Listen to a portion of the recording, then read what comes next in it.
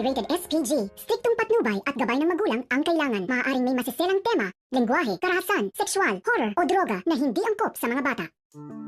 Bubulaga na nga ang katotohanan at tapos na ang lahat ng pagpapanggap sapagkat naibunyag na ni Manang Yoli kay Marge ang katotohanan na hindi si Edward ang tunay na ama nitong si Ashley.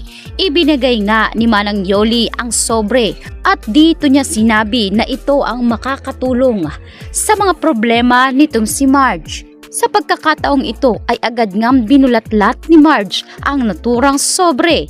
Ngunit imbis na matuwa ay dito nga nabalot ng galit itong si Marge. Naalaman niya na ang paternity test na isinagawa ay para kay Thea, Ashley at kay Paulo.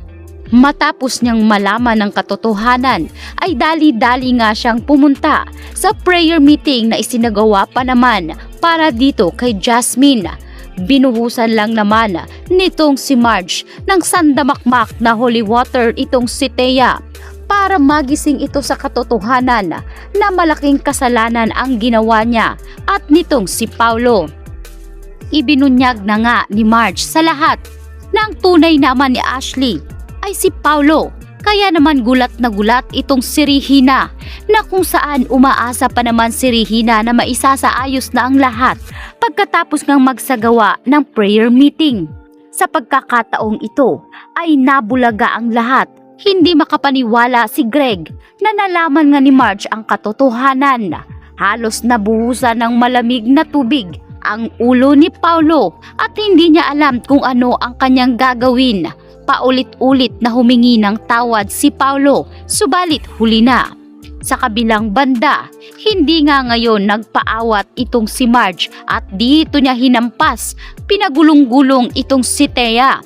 Matapos umanong sirain ni Thea ang kanyang pamilya, ay dito pa talaga siya nagkaroon ng anak kay Paulo. Kaya naman sa ay mauulit na naman ang sakit na mararamdaman nitong si Marge kung kailan nagkaayos na sana ang dalawa.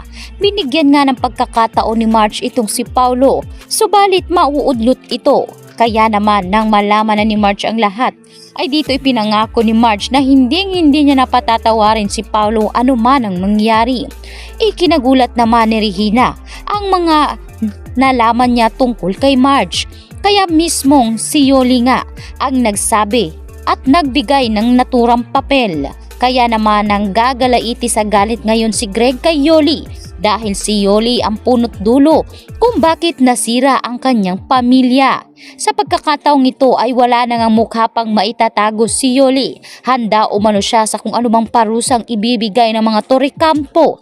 Inilabas niya lang umano ang katotohanan sapagkat ang pamilyang kanyang pinagsisilbihan ay punong-puno ng kasinungalingan.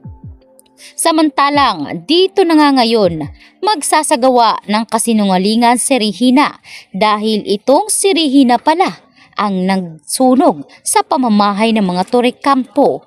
Ginawa ito ni Regina dahil sa tindi ng kanyang galit kay Greg. Hindi rin maglalaon ay iiwanan din ni Regina itong si Greg dahil makikilala lang naman ni Regina ang ama nitong si Aldrin.